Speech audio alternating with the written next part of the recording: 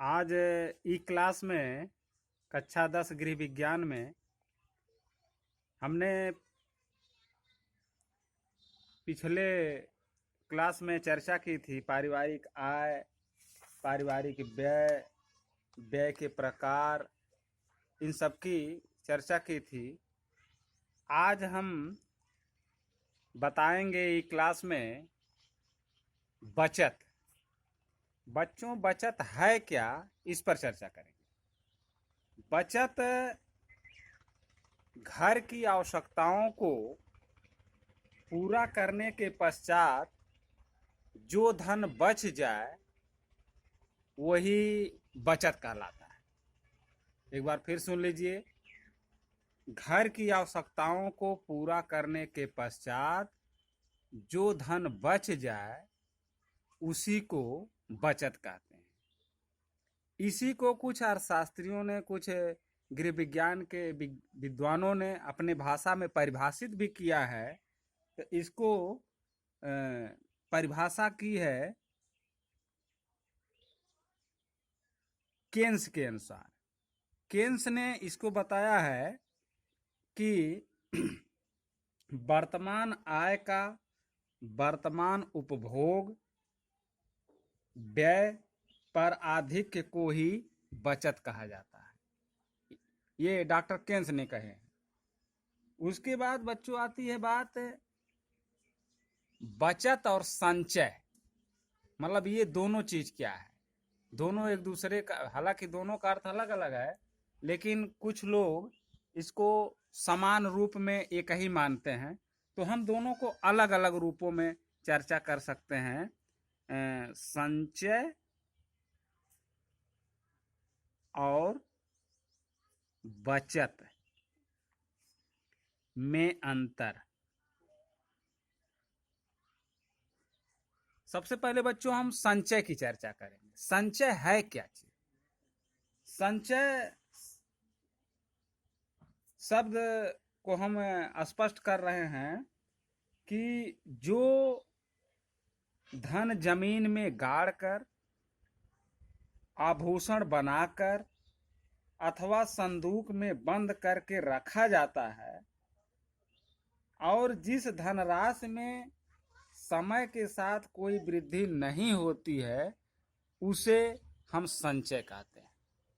एक बार पुनः सुन लीजिए कि जिस धन को हम जमीन में गाड़कर, आभूषण बनवाकर अथवा संदूक में बंद करके रखा जाता है और समय के साथ उसमें किसी प्रकार की वृद्धि नहीं होती है, उसी को हम संचय कहते हैं।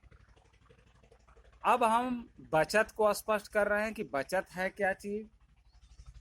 बचत बच्चों जो उत्पादन कार्यों में लगाया जा सके, मतलब अपनी आवश्यकताओं को पूरा करने के पश्चात जो धन बच जाए तथा उत्पादन कार्यों में लगाया जा सके, जिससे एक समय के पश्चात उसमें बढ़े हुए रूप में वह धनराशि प्राप्त हो। अब देखिए, संचय बचत दोनों में अंतर है। संचय में समय के साथ किसी प्रकार की वृद्धि नहीं हो रही है, जबकि बचत में समय के साथ वृद्धि हो रही है। तो ये दोनों में अंतर रहा। अब बच्चों चर्चा हम करते हैं कि बचत से लाभ या महत्व या फायदा या उद्देश्य या आवश्यकता क्या है, इसकी बात करेंगे।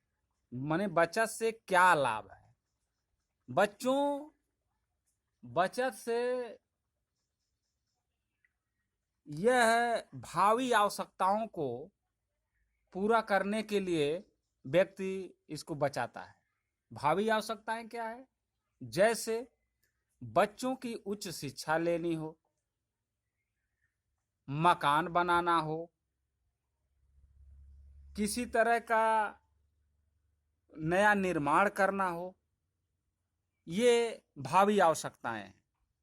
दूसरी शब्दों में समझ सकते हैं इसको, बचत वृद्धावस्था में सहायक होती है।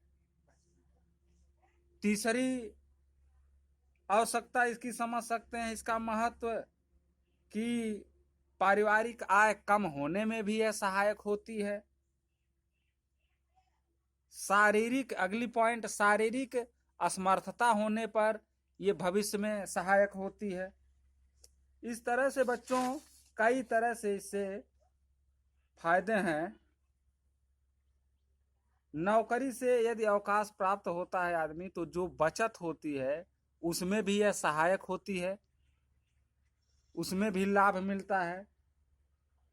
वृद्धावस्था में आर्थिक संरक्षण होता है, यानी व्यक्ति जब वृद्ध हो जाता है, प्रौढ़ हो जाता है, उसमें किसी प्रकार की सहायता नहीं मिलने वाली होती है, तो परिवार के सदस्य उसकी वृद्धा की आय को देखकर, उसके बचत को देखकर उनको आर्थिक संरक्षण करते हैं, माने सहयोग करते हैं, जिससे उनका सहायता मिल सके, उसी से उनका जीवन यापन चल जाता है।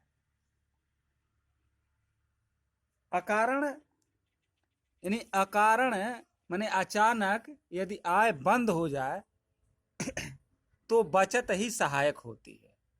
अचानक यदि आय बंद हो जाए तो बचत ही सहायक होती है, जिससे वह अपनी अचानक होने वाली आवश्यकताओं को आसानी से पूरा कर सके।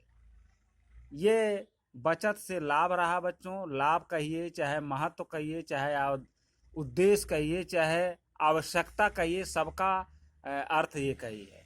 आज ई क्लास में इतना ही। धन्यवाद बच्चों।